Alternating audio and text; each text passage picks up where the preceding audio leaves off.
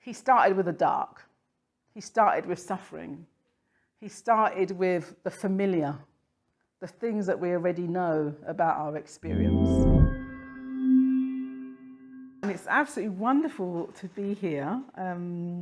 It's my first time at the Brixton Centre, but I used to work in Brixton, and I've not been back really since I wasn't working here. So it's just lovely coming into Brixton and finally getting to see the centre that I've heard lots about. Thank you very much for inviting me. I've been given this wonderful title, Entering the Golden Light of the Buddha.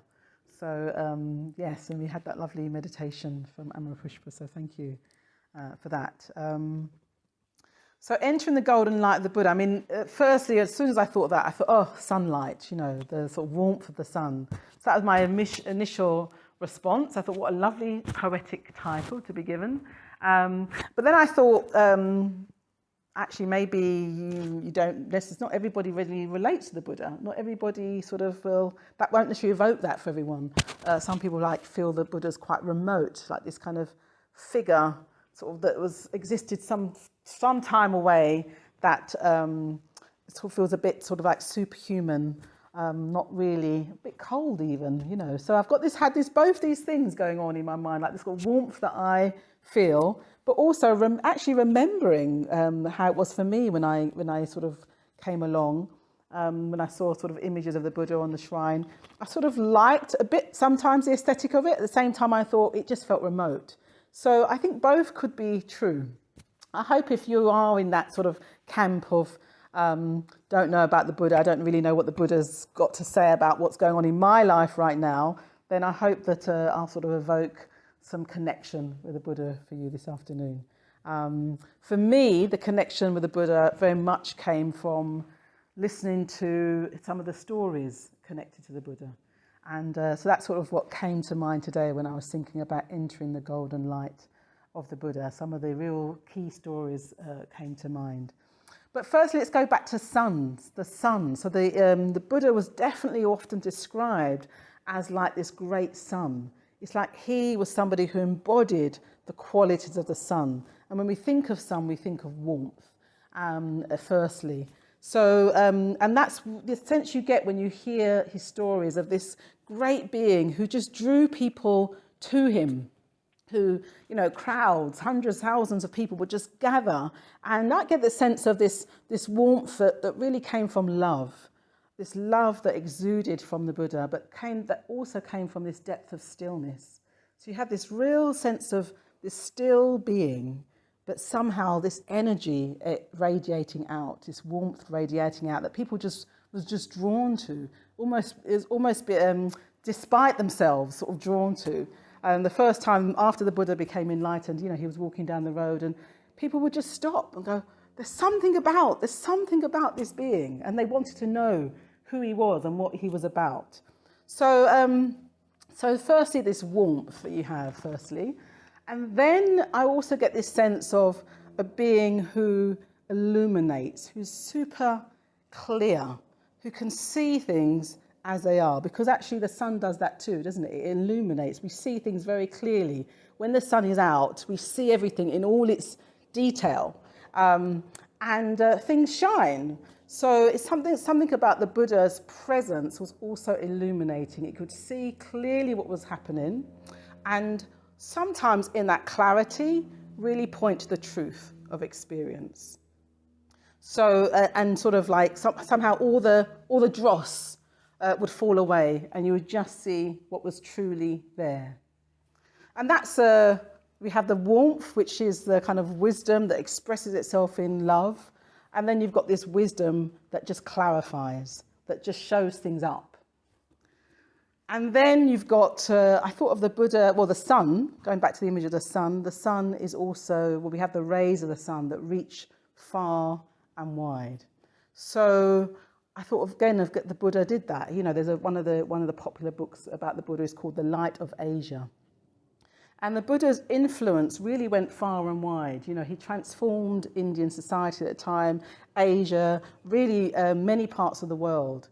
his sort of presence had a strong influence. And obviously that's the days of communication in the way that we know it now. It was through word of mouth. People would experience something of the Buddha's teachings and share that far and wide. So we have this sense of his teachings having quite a transformative effect on the world, on society itself, and reaching into all sort of echelons of society. And that's in a way what the rays of the sun does. The rays of the sun sort of shines indiscriminately, doesn't it? It doesn't go, well, I'm not gonna show this up, but I'll show that up. It doesn't do that. It just shines. So whoever's in its orbit has the experience. So those three qualities, that warmth, that kind of illuminating, clarifying, and the kind of the radiating out, touching all aspects of life, not discriminating, are sort of what came to mind when I thought of, entering the golden light of the Buddha today. And I'm going to share just three stories really that I think sort of exemplifies these three things. So the first story that came to mind, which is two of them you probably, if you've been around, you'll know. The first story that came to mind was one of Kissa Gotami. So Kissa Gotami, very, very famous story, one of the most famous stories really in the Buddhist sort of canon, where there's a woman, she's married, but she's not treated very well by her family. She's of low status, and she's living with the sort of in-laws. And I think she's got low status because, she was poor, but also she's not very attractive by their standards. So she's married, but treated badly by everybody. And then she gets pregnant and has a child, she has a son. And suddenly she has status. Suddenly people value her. And she values herself because suddenly she's got a role, she's got a job, she's kind of, it means something now. Her existence means something. But then the child dies. And that is completely devastating to her, to the point where she loses her mind, really. She's sort of bereft with grief. And, probably blamed as well, and rejected by the people around her. And it's too much for her. It's too much for her to bear. And she kind of loses her mind, and she has her dead child on her hip. And she walks around the town saying, please give me medicine for my child. Sort of out of control, and I can imagine that people have all different responses to her, as we do when we see people who are really unwell. So some people just didn't want to know her, get away from me, as it were. Others, just looked upon her with pity. Others just were sort of like bystanders, just kind of just observing. Others very fearful, as it were, until somebody really sort of just sees something about her and wants to help. So they go and they say, she says, can you give me medicine for my child? And they say, you need to see the Buddha. Go to the Buddha. So she approaches the Buddha, and there's a crowd around him, and I imagine the crowd's parted its ways as she appeared. Everyone's listening to the Buddha's teaching, and suddenly this sort of crazed woman with this dead child appears, and it's deeply disturbing. Yeah, so I imagine that the crowd just parted, and there she was in front of the Buddha.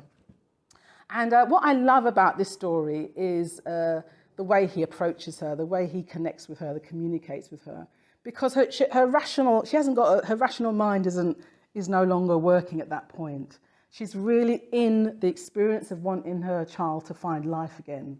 And so he doesn't, sort of tell her a teaching about impermanence or suffering or, sort yourself out, or you need to get, medical help, nothing like that. He looks at her, really takes her in and says, you need to find a mustard seed. Mustard seed will be your medicine for you. And she's delighted because mustard seeds are so common. And she goes, great. And she goes, you just go to any house and ask for a mustard seed. But the mustard seed must come from a house where no one has died before.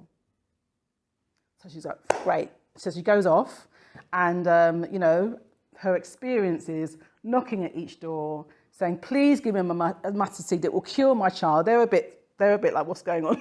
You can imagine what's going on here. But yeah, I'll get you a mustard seed. And she goes, but make sure, please, no one has died here before. And they go, well, of course. Our uncle died last week. Of course, my mother died 10 years ago. Of course, I lost my cousin in a drowning. Of course, this, of course, that. Suddenly, you know, every door she goes, there's some story about loss. There's some story about grief, about pain. And finally, she understands. And she realizes that, you know, loss is part of the human experience. And that she's connected to all those people, all those stories that she's heard, touches her. And she realised, well, that is my situation now with this, my child. You know, he's succumbed to what life is, as I will too. So she goes back to the Buddha. She's recovered her senses, goes back to the Buddha and, you know, says the work of the mustard seed is done. And she goes to refuge. She, you know, says she wants to follow him. And she becomes enlightened. And I imagine she was a powerful figure for other women, you know, who were rejected, who didn't fit in, you know, who didn't find their value and place. I imagine she was a great teacher in those days to those women. So that's Kiss a Go to Me. And what I love, I said about that story, is the kind of warmth and the gentleness, almost the tenderness of the Buddha, but the wisdom as well. You know, he was able to deliver such a beautiful teaching to her because he understood, he could see her situation. Another story you might have come across is that of Angulimala. So Angulimala was the serial killer. So you had serial killers in all times. And he's really committed. He's a really committed serial killer. He's almost like got a plan. You know, I want this number of people on my roster, as it were. He's got this necklace that he takes the fingers from his victims. And people are terrified. And, you know, as soon as they know that he might be in the vicinity, you know, basically people aren't going out. You know, they're just cowered with the fear of it, as we would be, as we would be. So Angulimala is doing his thing. He goes to his new area. This is my domain, I'm going to wreak havoc here. And of course, the Buddha hears about him, so decides to put himself in the Angulimala's path. And Angulimala sees the Buddha, so surprised that somebody's walking about so freely. And the Buddha he's just doing his walking meditation. Well, not walking, he's a Buddha, so he's always meditating on some level. So he's walking calmly, peacefully, happily. And Angulimala, this is easy. This one's going to be really easy. So he basically rushes up to the Buddha, I imagine with his weapon high, ready to strike the Buddha down. Runs towards him, rages and races towards him, but finds that he can't quite catch the Buddha. The Buddha carries on walking step by step, calmly, peacefully. Angulimala keeps racing, but still not catching the Buddha. And you can imagine he's getting out of breath, he's sweating, he's kind of thinking, what's going on here? Maybe I'm losing my touch, but keeps racing. And finally, there's something wrong. This guy just needs to stop. I'm not going to be able to stop him. I'm not going to be able to chase him down. He needs to stop. So he shouts at the Buddha, says, stop. And the Buddha turns round and says, I have stopped. It's you that haven't stopped, Angulimala. And I remember when I heard that, I thought, what does that mean? But it's interesting because I imagine Angulimala really experienced that question. What does he mean? And at that point, the light, we talked about the golden light, which is just soft, warm light, but actually this light becomes, I think, more like a lightning strike that really cuts through Angulimala's sense of who he is. He's constructed this identity that's based on, hatred, that wants power over others, and sort of gets off on that. That's the identity he's constructed. And suddenly the Buddha's stop. I've stopped. It's you that haven't. Breaks through that, shatters it, It's quite like lightning does, isn't it? When lightning touches a sort of receptacle that's sort of what's the word? That's sort of alive to it. It shatters, and I think that's what happens with Angulimala, because he realizes then that the Buddha has stopped. He stopped hatred, he stopped anger, he stopped fear, he stopped craving. Angulimala still being driven by that. He's not in control, and he sees that at that point. And he also goes for refuge to the Buddha. He becomes enlightened and a great teacher as well, great practitioner too. He still has to experience the consequences of his previous actions though, even as an enlightened being. So interesting. He's not popular basically. He doesn't become suddenly a popular figure by some. And then the story that you might not know, one of my favourite stories is one of Nidhi. So Nidhi is this a man who's outcast. He's been cast out of Indian society, as many people are and were. He's what they used to call untouchable. We call them now sort of from the Dalit community, where basically it's sort of like slaves. Yeah, their existence is to serve those higher up the caste system. And his job is that of manual scavenging, which still exists to this day. And it's basically where people carry in basket the human waste from the centre of town to outside. And it still exists. I couldn't believe it when I sort of discovered that this still exists. And you can imagine the kind of indignity that you'd experience if you were doing this job, and how it would really inform your sense of yourself very, very deeply.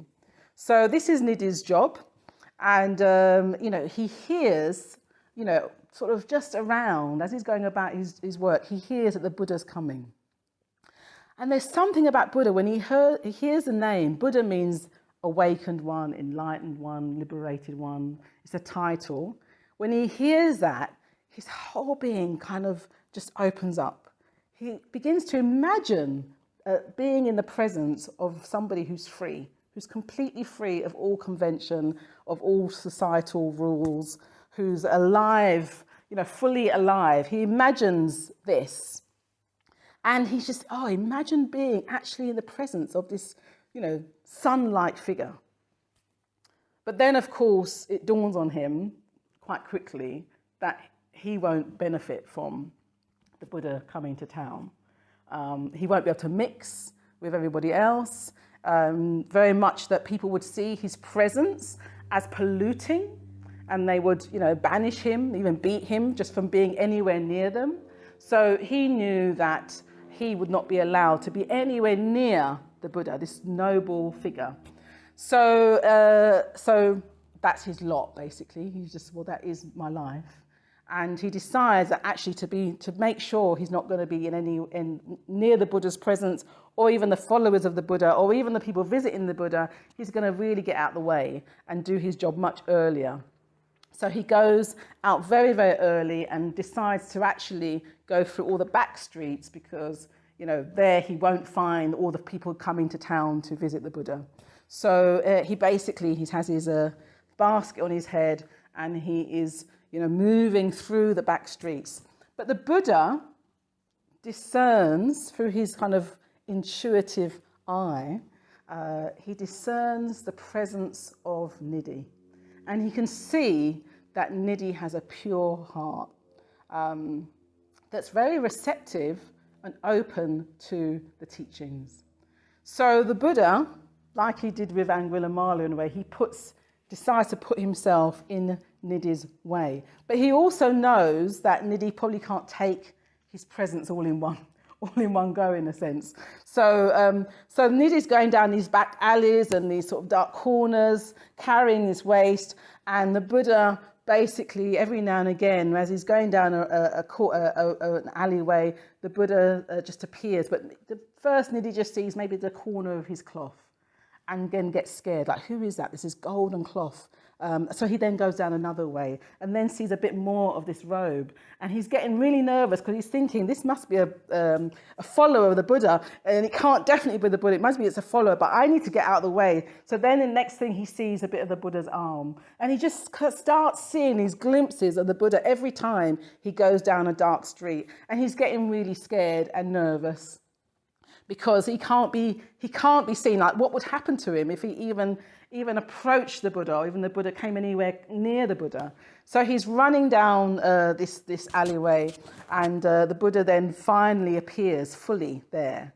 And it is like the sun appearing, illuminating this sort of dark corridor, if you like. And Nidhi sees him at the other end and is terrified. You can imagine, you're there with this waist upon your head. This being that thousands of people are coming to see is right in front of you, and you don't even know where else to run to. So he turns to run, falls over, the basket goes everywhere, and it's a bit of a nightmare at that point for Nidhi. But then, of course, the Buddha approaches Nidhi, and he just says to him, "Come, friend." And those two words are really powerful, actually. Those two words are really, he's able to see Nidhi for who he really is. He's able to see past all the kind of conditioning, all the views, all societal conventions and prejudice. He's able to see past that, and he responds to the human being and the worth of a human being that is Nidhi. And Nidhi opens up, and gets up. And even though he's still, I imagine, quivering with fear, he trusts the Buddha. He trusts what he's heard. He trusts the love that he's experiencing at that point. And he does also go for refuge. He becomes, follows the Buddha. And actually, that is completely radical, because Nidhi becomes enlightened. He teaches, and for somebody from that background to suddenly be teaching somebody who might have been a merchant, a king, an ex-Brahmin, that would have been completely unheard of, and yet somehow or other the Buddha's presence and his teachings created a community whereby people were judged, if you like, on their character, their sort of ethics, their behaviours, the way they connected with each other more than their circumstances of their birth.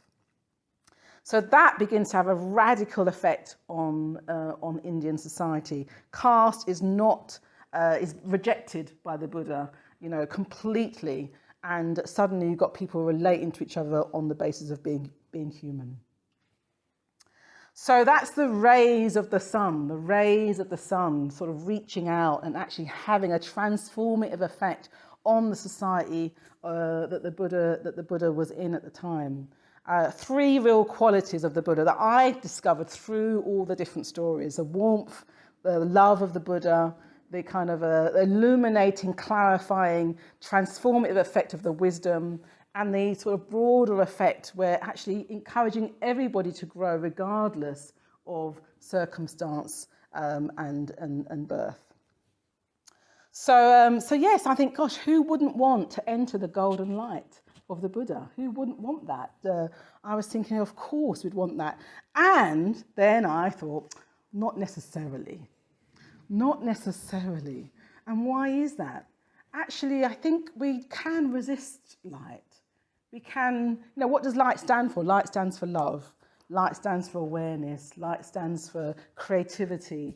Light stands for expansion, being open. It stands for being light, letting go of things that sort of hold us down, hold us back. It stands for all those things. So you think, well, of course I want that. And actually, we all do want that. And yet we can resist it. Yet we can hold it at bay. Yet we can turn in the other direction. So I find this really interesting, because actually in order to really enter the golden light of the Buddha, on some level we have to sort of acknowledge the darkness. We have to acknowledge what isn't light, because that's what holds us back. If it was easy to kind of enter the golden light, we'd all be there all the time, very focused. We wouldn't ever, stop practicing. We wouldn't ever think, I'm not in the mood today to meditate. Those things just wouldn't happen. We would just be ongoingly practicing, ongoingly developing. But actually we have all these bumps in the road. We have all these ups and downs. We have all these times where we think, I don't know if it's for me. I don't know if I can actually grow and be my potential. Maybe this is all there is. So we have those moments, and actually when we have those moments, what we're actually encountering is darkness. And when I say darkness, in a way, light only exists in relation to the dark. They're in relationship to each other. There's a tension between each other, even a conflict, even a battle sometimes. And if you look at history, all the great stories, all the myths and great stories of the world, there's always this tension between darkness and light. There's a tension between connection and disconnection, love and hate, understanding and ignorance. There's always this tension playing out, and it plays out in our lives as well. All the times you want to grow, you want to go further, you want to open up, you want to love, you want to see more clearly. There's often, not far away from it, the kind of, but, what if? So we resist. We resist the light. I remember when I was sort of, I remember having a meditation one day and really going, wow, I wasn't Suryagupta then, thinking, there's so much more to me than I realised. I could be really confident. I could not let, fear get in the way. I could really connect deeply with myself and others. I really somehow saw a much bigger version of myself than I was then. And I could feel this kind of energy going, yes, it's what I've always wanted. Like I knew that must be true. And yet I also felt like, yeah, but how are the people going to relate to you? They're going to think this. They're going to think, who do you think you are suddenly, Suryagupta, being, confident? I wasn't Suryagupta, but being really confident. I began to think about what other people would think about me. I began to think about what I might have to let go of, because that's the other thing about, change and moving towards the light. There's some part of us, I think, actually there's some things that we do in our lives that aren't helpful to us, that we'd have to let go of. Do we want to really do that? So it brings up all these challenges. And I think one of the great things about the historical Buddha was that he understood that. He understood that after his enlightenment experience, he didn't go, hey everybody, enlightenment's amazing. Let me tell you about the light of enlightenment and this mysterious experience I've had, and it's the magic of it all and how I've seen this and that. He didn't do that. He started with the dark. He started with suffering. He started with the familiar, the things that we already know about our experience. So I was really, struck by this. So, he starts off, because actually that's where his journey started from, actually.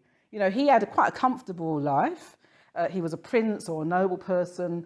Yeah, very happy with his lot in a sense. Married, nice, lovely child, doting parents. He didn't even have to work out what he was going to do for his living. It was all laid out for him. He was going to have respect and power, all of it. So in a sense, what a lot of people crave, he already had sort of there. But he had this question, like, is this it? Is there more to my life than this? And I imagine it was just, he was just curious, actually, as one is, as even children are sometimes, like, why is the sky blue? Why am I here? All those questions that you can ask quite young. I think it was just a curiosity he had. And he decides to go out the palace just to discover the answer to this question. Is there more to my life than this? Should I be happy with this? And then he sees three things that shatter him. He sees sickness, he sees old age, and he sees death. And he doesn't just kind of go, oh yes, there's an old person there and doesn't look very comfortable. He really saw it for himself and realized that would be his experience. that being human meant that there would be sickness, and there was not much we could do about it. Being human means there's aging, and we don't know how we're going to age. We don't know how that experience is going to be for us. Even no matter how many times you go to the gym, we don't know how, it's going to be actually for us. And then he sees it all ends in death, like all that pain, and then it ends in not actually existing anymore. So that threw his world. His world was upside down at that point, and he realized everyone knows this. We see it all the time, but no one's doing anything about it. We're just getting on. Like almost, it's too big a question. It's too big a challenge for us to work out. So we head in the sand, get on with life. Hopefully, hope for the best, basically. I think that's kind of, many strategies. And that was mine, just hope that it's going to be all right for me, So he doesn't do that. He is basically intent on finding the truth. There has to be some reason why we're here, beyond just existing and living. Has to be. He knows that. So he goes off in his search, and he has this long, arduous journey, and eventually, finds the truth. Eventually becomes enlightened. And as I say, after his enlightenment experience, he heard it earlier from Amara Pushpa. He thought, how am I going to communicate this? Everyone's just trying to get on with their lives, suffering and then trying to get over that. How am I going to communicate this? So he knows it's not going to work to start with the light. It's not going to work to start with the mysteries of enlightenment. He has to start with what we're familiar with, which is darkness, if you like, or at least a life that has darkness through it. It's not all that. There's joy, there's beauty, but there absolutely, as we know, there's frustration, there's feeling unfulfilled, there's trying to figure out how to actually do our lives. And then there's also the kind of repetitive, the kind of habitual, the kind of I've been here before and I'm here again, and here I am again. There's also that element of suffering. So he starts with suffering. His first noble truth, life is suffering. Suffering is woven into the fabric of it. No matter how we design it, our lives, there will be suffering. That's his first truth. The second, and when I heard that, I thought, I just knew that was true. It was like, you didn't have to convince me of that one. The second was, there's a cause. There's a cause for this suffering. And that was like, oh, it's not random. It's not like some people get suffering and others don't. There's different aspects of it. It manifests differently for different people. And there's different degrees of it, but everybody gets it. So that was really like, oh, yes, that makes sense to me too. And the cause of it is greed, hatred, and ignorance. And again, look at any points in your life where there's been a lot of pain. Any points, and you look at the media, anything that's going on in the world, they'll be there. Hatred will be there, greed will be there, ignorance will be there. Ignorance in the sense of not understanding that actions have consequences, even that level. So there are cause for this suffering. And the third truth was for me like, oh, thank goodness, what a relief. I didn't know this at the time when I first heard it, was there's a way out. There's an end. Life doesn't just have to be, ongoing experiences of suffering, and then it ends. There's a way out of it, and that way out is enlightenment. And then the fourth is there's a path. So that was like great to hear that as well. It's like, again, you don't have to suddenly become it. It's progressive. It's a progressive step by step, practice by practice, in trying different things, and actually gradually opening up to the golden light, as it were. So the first and second truth, I was like, yes, I already know that really in my experience, or at least I can see it. The third was a revelation. The fourth was, let me start this journey. So yes, so that's where he starts, and in a way, all Buddhist practice is helping us sort of have a relationship with our suffering, with the sort of darkness, as it were, that's going to help us transform it into the light, sort of, so that we can begin to not push our suffering away, not push the darkness away. We can't, in a way, it's there, it's already there. But we often spend a lot of time trying to push it away. And in like the Metta-bhavana practice, I love the Metta-bhavana practice, the practice of loving kindness. And I think it does exactly those two things. It says you can condition and train your mind and your heart to the light, to friendliness, to connection, to intimacy, to openness, to creativity. And we can learn how to meet the suffering, the hatred in our experience, the kind of craving in our experience. We can learn to meet that in a way that's really helpful, that really helps us move towards the light rather than get stuck in more of the darkness. So yes, light and dark. And I personally remember having a dream. I'll share a couple more things and I'll close. I had a dream a number of years ago now, which really helps me still to this day. When the dream comes to mind, really helps me go, actually, there's always this choice between the light, entering the light, and darkness, staying with the familiar, staying with the habitual, staying with the known and the suffering. There's always this choice.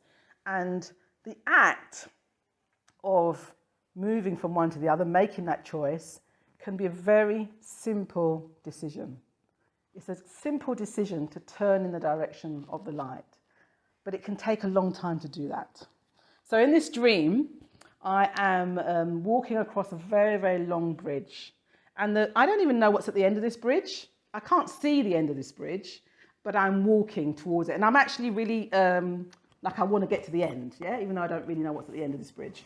The landscape is completely bleak. It's one of those grey, those grey days where nothing's really happening in the weather. There's no big clouds, it's just bleak.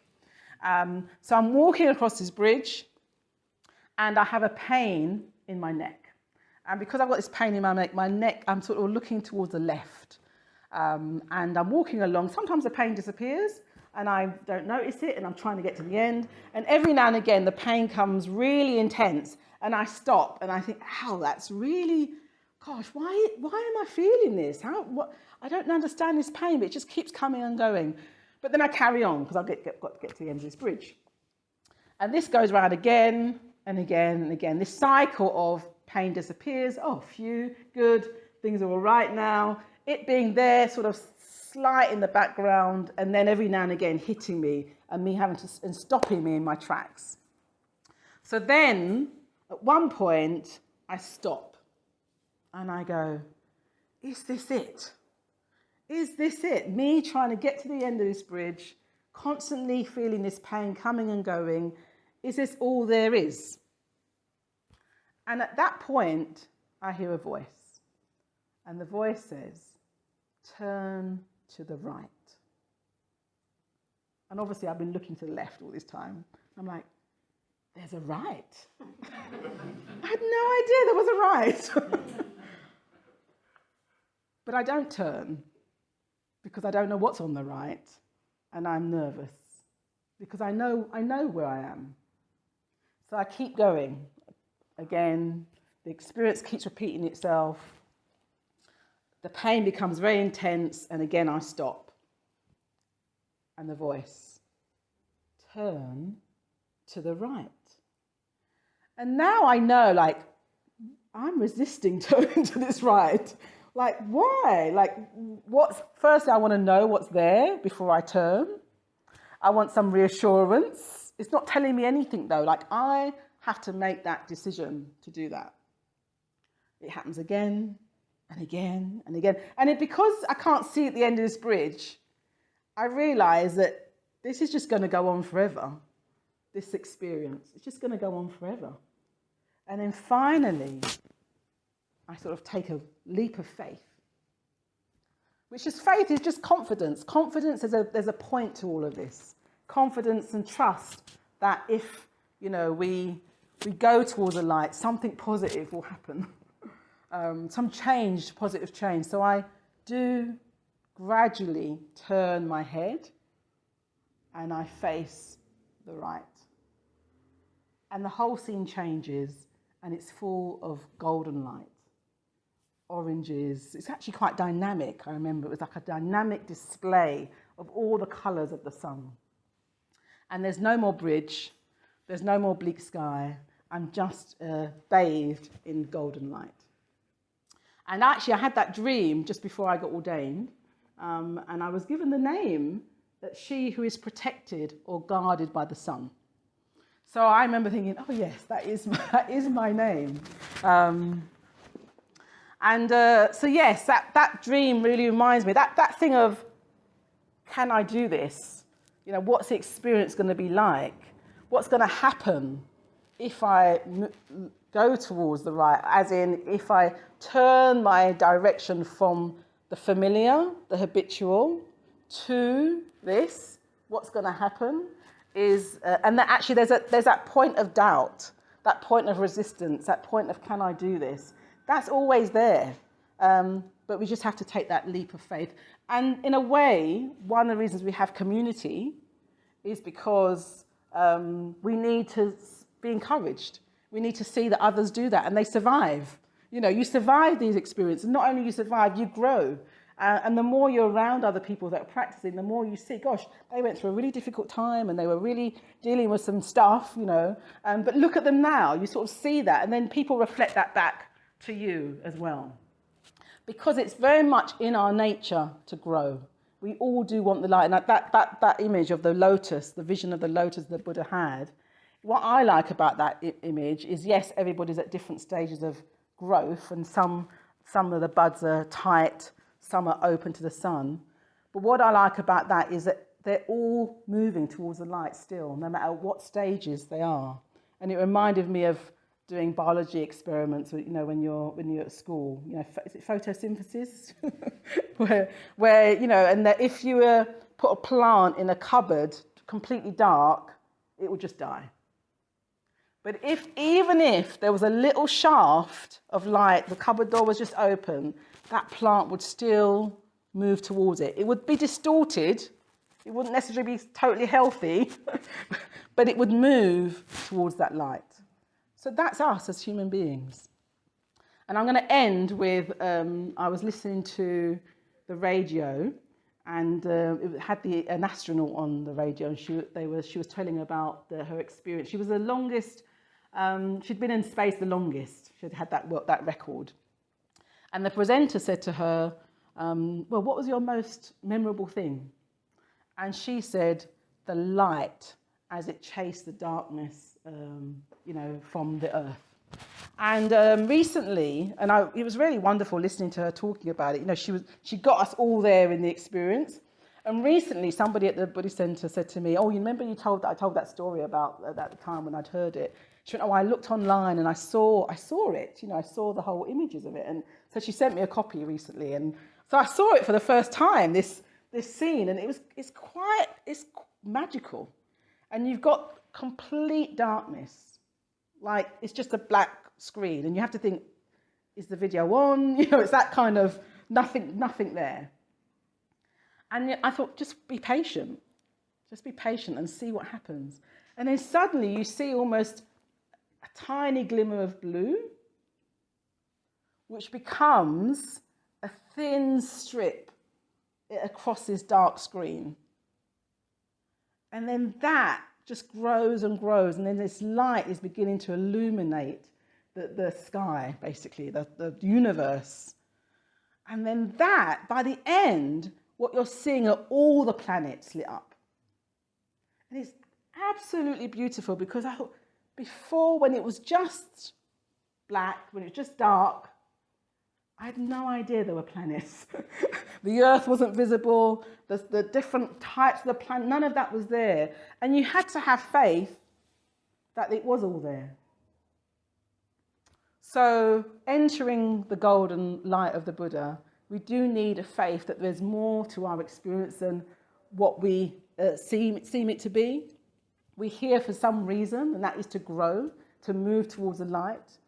To do that, we need to be in relationship with the difficult aspects of our experience, or the darkness, or the familiar, and find a way to transform that so that it reveals the light that is already there within our experience, just waiting for us to be open to it. Thank you.